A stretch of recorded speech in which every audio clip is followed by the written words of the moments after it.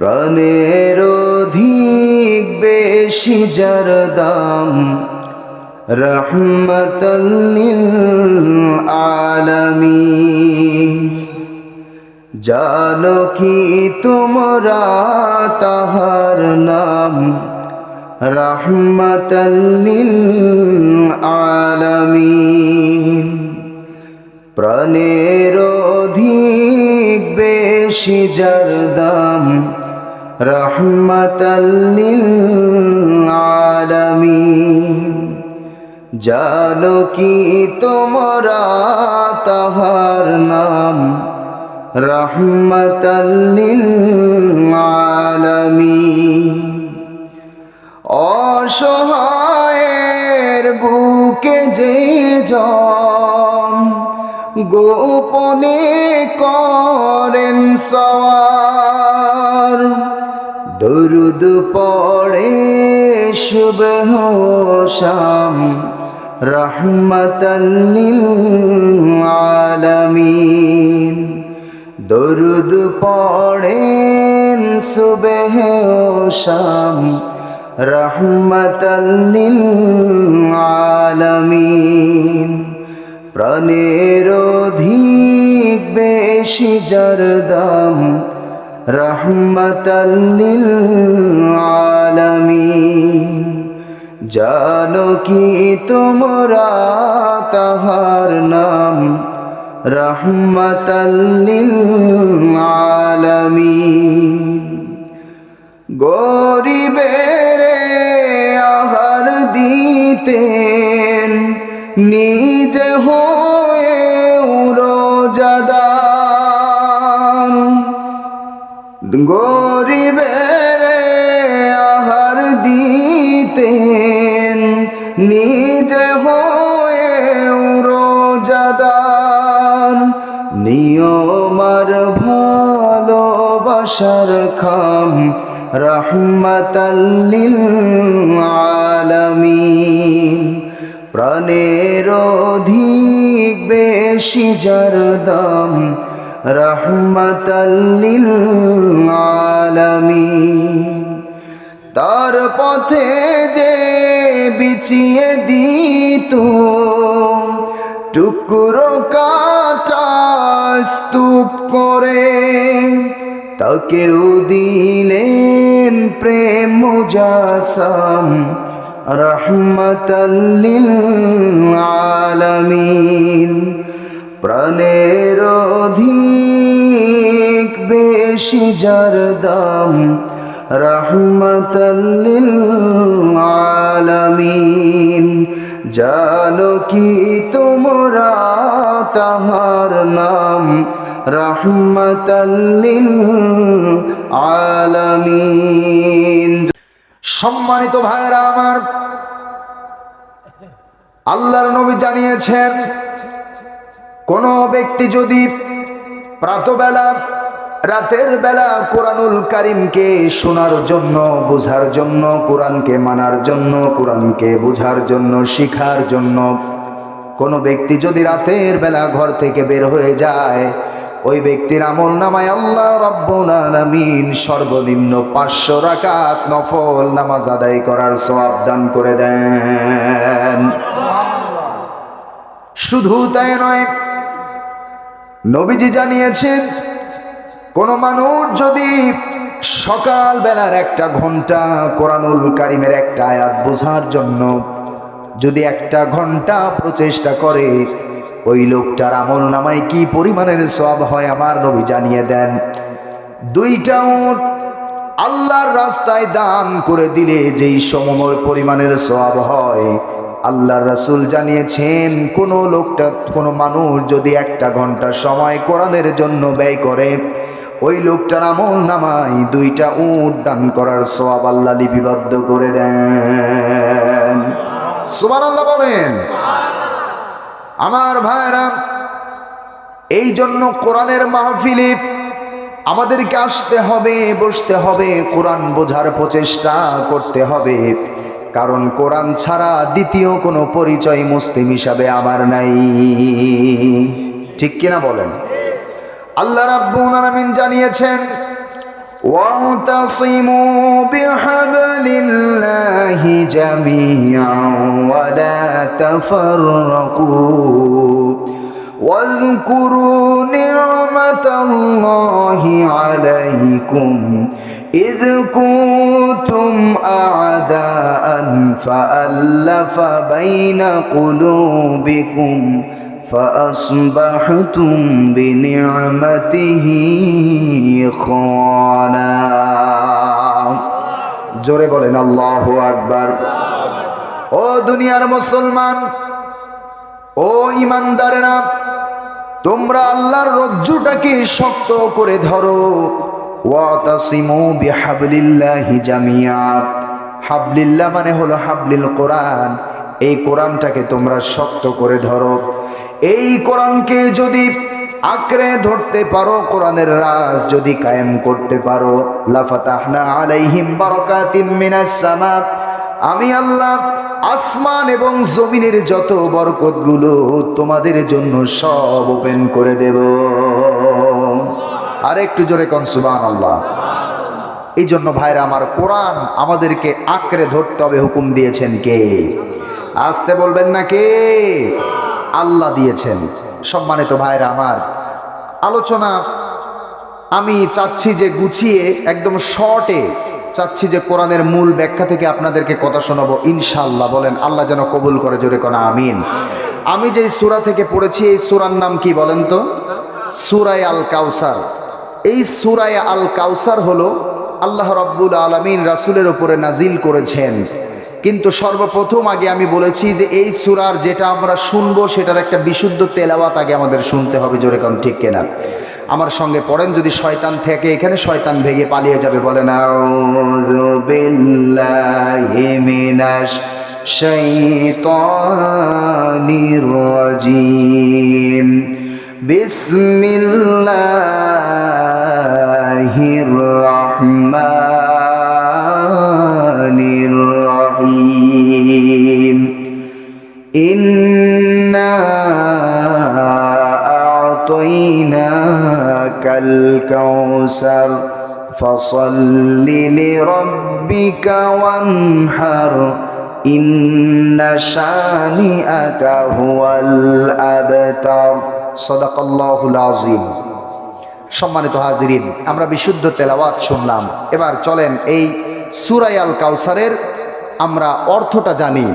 আল্লাহ তাআলা জানাচ্ছেন, ইন্না আ'তাইনাকাল কাউসার, হে রাসূল আমি আপনাকে কাউসার দিয়ে দিয়েছি। জোরে কোন সুবহানাল্লাহ। কাউসার দিব এরকম না, আপনাকে কাউসার আমি আল্লাহ দিয়ে দিয়েছি। জোরে কোন সুবহানাল্লাহ। এবার আপনি দুইটা কাজ করুন। ফাসল্লি লিরাব্বিকা ওয়ানহার, আপনার রবের ওপরে আপনি নামাজ আদায় করুন এবং কোরবানি করুন। 3 নম্বর আয়াত, ইন্না শানিয়াকা হুয়াল আবতার, হে রাসূল আপনাকে যারা বলে লেস কাটা, বরঞ্চ আপনাকে যারা গালি দেয়, আপনার বিরুদ্ধে যারা অপপ্রচার করে, তারাই তো নির্বংশ এবং লেস কাটা। জোরে কোন আল্লাহু আকবার। এটা গেল আয়াতের মূল অর্থ। এবার চলেন শানে নজুল শুনি। এই শানে নজুল, কোরআনের এই সূরার নাজিল হওয়ার মূল প্রেক্ষাপটকে বলা হয় শানে নজুল। যখন যেই বিষয়ের উপরে কোরআন নাজিল হয়, ওই বিষয়টাকে সামনে ক্লিয়ার করার জন্য যে অবস্থান সৃষ্টি হয়, এটাকেই বলা হয় শানে নজুল। কথা কি বুঝতেছেন? শানে নজুল কি? অর্থাৎ এই সূরা রাসূলুল্লাহ সাল্লাল্লাহু আলাইহি ওয়াসাল্লামের উপরে কখন নাজিল হয়েছিলেন? আমার আপনার নবী, বিশ্ব নবী মুহাম্মাদুর রাসূলুল্লাহ সাল্লাল্লাহু আলাইহি ওয়াসাল্লাম, রাসূলুল্লাহ যখন মক্কার জমিনের ভিতরে, আমার নবীজি একা, ওই মক্কার ভিতরে আমার নবীজি কাবার পার্শ্বে, কাবার হাতিমের সঙ্গে, ওই সাদা পাথরের সঙ্গে রাসূলুল্লাহ দাঁড়িয়ে আছেন। রাসূলুল্লাহ দাঁড়িয়ে আছেন আর চোখের পানি ফেলে ফেলে কাঁদছেন রাসূল। হযরতে আনাস রাদিয়াল্লাহু তাআলা আনহু এসে রাসূলুল্লাহকে বলছেন, ইয়া রাসূলুল্লাহি আপনি এরকম করে কান্না করেন কেন, কি হয়েছে? আমার নবীজি বলছেন, আনাস এই মুহূর্তে আমার কাছে সংবাদ এসেছে আমার প্রিয় সাহাবী হযরতে বেলাল রাদিয়াল্লাহু তাআলা আনহুর বুকের উপরে কাফেররা পাথর চাপা দিয়ে বেলালকে নির্যাতন শুরু করেছে। শুধু তাই নয়, আমার সাহাবী হযরতে খাব্বাবকে কাফেররা আগুন দিয়ে লোহাগুলোকে পুড়িয়ে পুড়িয়ে খাব্বাবের শরীরের ভিতরে আগুনের ছেকাগুলো খাব্বাবকে দেওয়া হচ্ছে। খুবাইবকে জেলখানার ভিতরে আটক করা হয়েছে। সাহাবীদের উপরে নির্যাতনের স্টিম রোলার চলতেছে। এরপরে আমি আপনাদের কাছে প্রশ্ন করি, সাহাবায়ে কেরাম সারাটি জীবন কষ্ট করেছেন কিন্তু কোনোদিন ইসলাম থেকে বিচ্যুত হন নাই, ঠিক কিনা বলেন? ইসলাম থেকে তারা সরে যান নাই, কারণ জীবন দিয়েছেন হাসতে হাসতে, কিন্তু ইসলাম দেন নাই। জোরে কোন ঠিক কিনা? আমার মুসলমান ভাইরা, নবীজির একজন প্রিয় সাহাবী, এই সাহাবীর নাম হলো আব্দুল উজ্জা। এই সাহাবী রাসূলুল্লাহ যখন তিনি দাওয়াত দিলেন, মক্কার ভিতরে ইসলামের দাওয়াতগুলো রাসূলুল্লাহ যখন দিলেন, কালিমার দাওয়াত যখন দিয়ে দিলেন, আল্লাহর নবীর দাওয়াত শুনে এই আব্দুল উজ্জা মনের কাছে ভালো লেগে গেল। এত সুন্দর করে কালিমার দাওয়াতগুলো আব্দুল্লাহর ছেলে মোহাম্মদ দিতেছে। এই দাওয়াত শুনে আব্দুল উজ্জার দিলের ভিতরে বড় প্রশান্তি লাগে। একদিন, 2 দিন, 3 দিন শুনতে শুনতে আব্দুল উজ্জা একদিন এই কালেমা রমিয় সুদা গ্রহণ করে নিলেন। হযরতে আব্দুল উজ্জা এই কালেমা রমিয় সুদা গ্রহণ করলে তার আপন চাচা আব্দুল উজ্জাকে ডেকে বললেন, ও আব্দুল উজ্জা, আমার ভাতিজা, তোমার বাবা দুনিয়ায় বেঁচে নাই, আমি তোমাকে ছোট্ট থেকে লালন পালন করেছি। ও আব্দুল উজ্জা, শুনলাম তুমি নাকি মোহাম্মদ, আব্দুল্লাহ বিন মোহাম্মদের কালেমা গ্রহণ করেছো। তাদের ভাষা, এই কালেমা তুমি কেন গ্রহণ করেছো? এবার আব্দুল উজ্জা ডেকে বলছেন, চাচা আপনি শুনবেন কেন, আমি আপনার সামনেই পড়তেছি, লা ইলাহা ইল্লাল্লাহু মুহাম্মাদুর রাসূলুল্লাহ সাল্লাল্লাহু। আব্দুল উজ্জার চাচা ডেকে বলছেন, ও আব্দুল উজ্জা, তুমি কি করে ফেললে? তুমি আমাদের ধর্ম ত্যাগ করে কেন আব্দুল্লাহ বিন মোহাম্মদের ধর্ম তুমি গ্রহণ করলে? তুমি কি জানো এই ধর্মান্তরিত হওয়ার কারণে আমি তোমাকে কি শাস্তি দিতে পারি? আব্দুল উজ্জা চোখের পানি ফেলে ফেলে কাঁদেন, আবার মুস্কি মুস্কি হাসেন। আব্দুল উজ্জা ডেকে বলেন, চাচা আপনি আমাকে শাস্তি দিলে আর কি শাস্তি দিবেন? কি শাস্তি বা আপনি দিতে পারবেন? ও চাচা, একটা কথা জেনে রেখে দিবেন, আমি আমার জীবন দিব, এরপরেও কালেমা ছাড়ব না। আব্দুল উজ্জার কথাগুলো শুনে চাচা খেপে গিয়া আব্দুল উজ্জাকে ডেকে বললেন, ও আব্দুল উজ্জা, আমি তোমাকে যত সয় সম্পত্তি দিয়েছি, আমার সব সয় সম্পত্তি আমাকে এই মুহূর্তে ফেরত দেওয়া লাগবে। অপরাধ শুধুমাত্র কালেমা গ্রহণ করা। এই আব্দুল উজ্জা বলে, চাচা আমার এই কালিমা গ্রহণ করার কারণে শুধু সম্পদ কেন, আমি আমার কলিজাটাও কেটে দিতে প্রস্তুত আছি। জোরে কোন আল্লাহু আকবার। আব্দুল উজ্জাকে এই কথা বললেন। আব্দুল উজ্জা বলেন, ঠিক আছে চাচা, সব সম্পত্তি ছেড়ে দিলাম, আমি ওই নবীর দিকে মদিনার পথে রওনা হয়ে গেলাম। সঙ্গে সঙ্গে চাচা পেছন দিক থেকে ডাক দিয়ে বলে, ওরে আব্দুল্লাহ, তুমি তো চলে যাচ্ছ ঠিক আছে, কিন্তু তোমার পরনের যেই লুঙ্গি, তোমার দেহের যেই জামা, ওইটাও তো আমার টাকা দিয়ে কিনা। সুতরাং আমার টাকা দিয়ে কেনা লুঙ্গি জামা পরে তুমি যেতে পারবা না। ওই লুঙ্গি আর জামাটা পর্যন্ত আমি চাচাকে ফেরত দেওয়া লাগবে। আব্দুল উজ্জা কালেমা গ্রহণ করার কারণে সঙ্গে সঙ্গে তিনি পরনের লুঙ্গিটাও খুলে দিলেন, গায়ের জামাটাও খুলে দিলেন। কোনো মতো লজ্জা স্থান তাকে ধরে নিয়ে তাড়াতাড়ি তিনি ওখান থেকে দৌড় মেরে চলে গেলেন মায়ের সামনে। মায়ের সামনে গিয়ে মাকে যখন ডাক দিয়েছেন, মা আব্দুল্লাহ বিন উজ্জার দিকে তাকায় দেখেন তার যুবক ছেলে এভাবে উলঙ্গ হয়ে দাঁড়িয়ে আছেন। মা চোখটা বন্ধ করে ফেলেছেন। মা ডেকে বলছেন, আব্দুল্লাহ বিন উজ্জা, তোমার দেহের কন্ডিশন এরকম কেন? তুমি উলঙ্গ হয়ে কেন দাঁড়িয়ে আছো? আব্দুল্লাহ উজ্জা ডেকে বলছে, আম্মাজান, কালেমা গ্রহণ করার কারণে আমার চাচা আমার দেহ থেকে সমস্ত কাপড় চোপড় পর্যন্ত খুলে নিয়েছে। আপনি মেহেরবানি করে আমাকে একটু কাপড়ের বন্দোবস্ত করে দেন।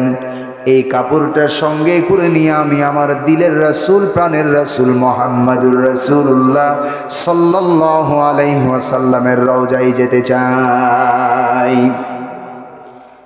সম্মানিত ভাইরা আমার, আব্দুল উজ্জা এই কথা বললে মা ঘরের ভিতরে দৌড়ে চলে গেলেন। ঘরের ভিতরে গিয়া তন্ন তন্ন করে খুঁজে কোনো কাপড় আব্দুল উজ্জার মা আর পায় না। এই আব্দুল্লাহর মা যখন কোনো কাপড় পায় না, এক পর্যায়ে একটা ছেঁড়া কম্বলের একটা অংশ আব্দুল উজ্জাকে দিয়ে বলে, আব্দুল্লাহ রে, এই কম্বলটাই ঘরের ভিতরে ছিল, আপাতত এটা দিয়ে তুমি তোমার লজ্জা স্থানটাকে ঢেকে নাও। আল্লাহর নবীর এই সাহাবী আব্দুল্লাহ ওই কম্বলটা দিয়ে কোনো মতো নিজের দেহটাকে ঢেকে নিয়ে রওনা করলেন আমার নবীজির দরবারে। জোরে কোন আল্লাহু আকবার। আমার নবীজির দরওয়াজায় গিয়ে আব্দুল উজ্জা ডাক দিলেন। আমার নবীজি ঘরের দরজা খুলে দিলে দেখেন একজন তাগড়া জওয়ান দাঁড়ায় আছে, কিন্তু দেহের ভিতরে কোনো কাপড় চোপড় নাই। আমার নবীজি ডেকে বলছেন, ও সাহাবী, তোমার দেহের কাপড় চোপড়গুলো কোথায় গেছি? এবার সাহাবী বলে, ইয়া রাসূলুল্লাহি, কালেমা গ্রহণ করার কারণে আমার চাচা আমার কাছ থেকে আমার স্থাবর অস্থাবর সব সম্পত্তিগুলো কেড়ে নিয়েছে। কেড়ে নিয়ে ক্ষান্ত করে নাই, আমার দেহের লুঙ্গি জামাটা পর্যন্ত আমার চাচা খুলে রেখে দিয়েছে। আমার নবীজি চোখের পানি ফেলে কাঁদলেন। আর আব্দুল্লাহকে নিজের বুকের সঙ্গে জড়ায় নিয়া আমার নবীজি আহলে সুফার সদস্যদের ভিতরে রাসূল চলে গেলেন। আমার নবীজি আব্দুল্লাহকে ডেকে বলছেন, আব্দুল্লাহ, তুমি একটু দাঁড়াও, আমি ভেতর থেকে আসি। আমার নবীজি ঘরের ভিতরে গেলেন। ঘরের ভিতরে গিয়া রাসূলুল্লাহ দুইটা জুব্বা মোবারক বের করে এনে আব্দুল্লাহর হাতে দিয়ে বলছেন, ও সাহাবী আব্দুল্লাহ রে, তোমার চাচা দিন গ্রহণ করার কারণে তোমাকে বস্ত্রহীন করে দিয়েছে, আর আমি রাসূল তোমাকে আমি আমার গায়ের জুব্বা মোবারক দিয়ে তোমাকে আমি বস্ত্র আচ্ছাদন করায় দিলাম। আব্দুল উজ্জা ওই আহলে সুফার সদস্যদের ভিতরে থাকতে লাগলেন। থাকেন, কিন্তু আব্দুল উজ্জা ওই জায়গায় থাকেন বটে, কিন্তু কোরআনের তেলাওয়াত এত জোরে জোরে আব্দুল্লাহ করেন, অন্যান্য সাহাবীরা আমার নবীজির কাছে রিপোর্ট দিল, ওগো রাসূল, আপনার সাহাবী আব্দুল উজ্জা এত জোরে জোরে কোরআনের তেলাওয়াত করে, যার কারণে আমরা ঠিকমতো ঘুমাতে পারি না, আমাদের ঘুমের ডিস্টার্ব করে। যে কোনো সময় যখন তখন কোরআনের তেলাওয়াত জোরে জোরে আওয়াজ দিয়ে করে। আমার নবীজি সাহাবীদেরকে ডেকে বললেন, ও সাহাবীরা, আমার আব্দুল্লাহর ব্যাপারে তোমরা কোনো অভিযোগ শিকায়েত আমার কাছে করো না, কারণ আমার আব্দুল্লাহ দিন গ্রহণ করার কারণে এই সাহাবীর জীবনে অনেক নির্যাতন তার সহ্য করতে হয়েছে। এই সাহাবী দিন গ্রহণ করার কারণে তার চাচা তার স্থাবর অস্থাবর সব সম্পত্তিগুলো থেকে তাকে মাইনাস করে দিয়েছেন, এমনকি নিজের লুঙ্গিটা পর্যন্ত চাচার বাড়ি থেকে নিয়ে আসতে পারে না এই আব্দুল্লাহ। সুতরাং প্রাণ ভরে কোরআনুল কারীমের তেলাওয়াত তাকে করতে দাও, এই কোরআনের তেলাওয়াত তাকে হৃদয়ের প্রশান্তি নিয়ে করতে দাও, তাকে বিন্দু পরিমাণের বাধা তোমরা দিও না। আমার নবীজি আব্দুল্লাহকে সামনে নিয়ে আমার নবীজি আব্দুল্লাহর দেহর উপরে হাতটা বুলায় দিয়া বলতেছেন, আল্লাহ তাআলার কাছে দোয়া করেন, আল্লাহ তাআলা, আপনি আমার আব্দুল্লাহর দেহের সমস্ত রক্তগুলোকে কাফেরদের জন্য আপনি হারাম করে দিয়েন। নবীজির এই সাহাবী আব্দুল উজ্জা রাসূলুল্লাহকে ডেকে বলেন, ইয়া রাসূলুল্লাহি, আপনি আমার জন্য কেমন দোয়া করলেন? আমার মন বলে আমি আল্লাহর রাস্তায় জিহাদ করব, আমি শহীদ হয়ে যাব, আমার মৃত্যু কাফেরের তরবারির আঘাতে আমার মৃত্যু হয়ে যাবে, কারণ মরণ তো একদিন আসবে, কিন্তু সবচাইতে দামি মৌত হলো শহীদের মৃত্যু। ঠিক কিনা বলেন? এই সাহাবীর দিলের ভিতরে তামান্না, আমি শহীদ হয়ে যাব, আমি জিহাদ করতে গিয়ে মারা যাব, আমি শহীদ হব, আল্লাহর দরবারে আমার মর্যাদা বেড়ে যাবে। কারণ শহীদে মৃত্যুর তামান্না সাহাবায়ে কেরামের জীবনের ভিতরে ছিল। জোরে কোন ঠিক কিনা? এই সাহাবী একটু মনক্ষুণ্ণ হলেন। আমার নবীজি বলছেন, রে আব্দুল্লাহ, চিন্তা করো না, পেরেশানিতে পড়ো না, তোমার দিলের ভিতরে যদি শহীদের তামান্না যদি তোমার দিলের ভিতরে থাকে, আর ঘরের বিছানায় যদি জ্বরে পড়েও যদি তোমার মৃত্যু হয়ে যায়, আল্লাহ রাব্বুল আলামিন তোমাকে ওই মৃত্যুটা শহীদের মৃত্যু আল্লাহ রাব্বুল আলামিন দান করবেন। সুবহানাল্লাহ বলেন। শহীদের মৃত্যুর এত মর্যাদা, জোরে কোন আল্লাহু আকবার। আল্লাহর নবী কোন এক যুদ্ধের ময়দান থেকে ফেরার পথে নবীজির কানে একজন সাহাবী এসে বলছে, ইয়া রাসূলুল্লাহি, আপনার সেই প্রিয় সাহাবী আব্দুল উজ্জা প্রচণ্ড জ্বরে পড়ে ভুগতেছেন। আমার নবীজির কাছে যখন সংবাদ চলে এলেন, আমার নবীজির মনটা খারাপ হয়ে গেল। আহারে, সাহাবীটা অসুস্থ হয়ে গেছে। তার কয়েকদিন পরে আমার নবীজির কাছে একজন সাহাবী এসে বলে, ইয়া রাসূলুল্লাহি, আহলে সুফার সদস্যদের ভিতরে একজন সাহাবী আব্দুল উজ্জা কিছুক্ষণ পূর্বে দুনিয়া থেকে তিনি ইন্তেকাল করেছেন। আমার নবীজি পড়লেন, ইন্না লিল্লাহি ওয়া ইন্না ইলাইহি রাজিউন। নবীজি বললেন, ও সাহাবীরা, আমি আমার আব্দুল উজ্জার এই শেষ গোসলটা আমি রাসূল নিজে তাকে সম্পাদন করায় দেব। আমার নবীজি নিজ হাতে আব্দুল উজ্জাকে গোসল করায় দিলেন। আমার নবীজি আস্তে করে নিজের হাতে আব্দুল উজ্জার দেহর ভিতরে কাফনগুলো পরায় দিলেন। আব্দুল উজ্জার জন্য যে কবর খনন করা হয়েছে, সর্বপ্রথম আমার রাসূল মুহাম্মদুর রাসূলুল্লাহ সাল্লাল্লাহু আলাইহি ওয়াসাল্লাম নিজে ওই কবরের ভিতরে নেমে গেলেন। ওই কবরের ভিতরে নেমে এবার ডাক দিচ্ছেন, রে ও ওমর, তুমি এই কবরের ভিতরে নামো। ওই দিক থেকে ডাক দিচ্ছেন, আবু বকর, এই কবরের ভিতরে নামো। একই কবরের ভিতরে রাসূল, ওই কবরের ডান পাশে ওমর, বাম পাশে আবু বকর, নবীজির প্রিয় দুইজন সাহাবী কবরের ভিতরে দাঁড়ায় গেছেন। আমার নবীজি সাহাবায়ে কেরামকে বলছেন, ও সাহাবীরা, আমার আব্দুল্লাহ বিন উজ্জার ওই দেহটাকে আমার কাছে দাও, আমরা এই কবরের ভিতরে রাখি। সাহাবায়ে কেরাম আব্দুল উজ্জার এই আব্দুল্লাহর লাশটাকে যখন আমার নবীজির সামনে দিয়ে দিলেন, আমার নবীজি নিজের হাতে লাশটাকে ধরলেন। ডানে ধরলেন হযরতে ওমর, বামে ধরলেন হযরতে আবু বকর। তিনজন মিলে ধরে নিয়ে ওই কবরের ভিতরে নামায় দিলেন।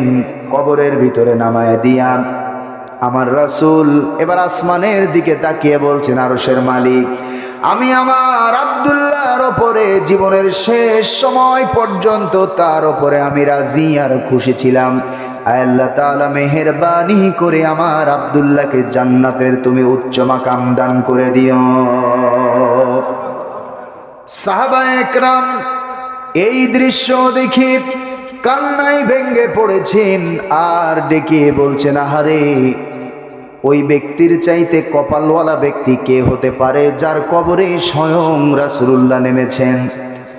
ওই লোকটার চাইতে ভাগ্যবান ব্যক্তি কে হতে পারে যার কবরের ভিতরে হযরতে ওমর আর আবু বকর দাঁড়িয়েছেন?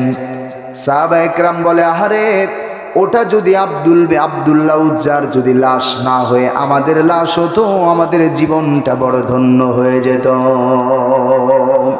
জোরে কোন আল্লাহু আকবার। খারাপ লাগতেছে? কে আলোচনা চলবে? কষ্ট হচ্ছে না তো?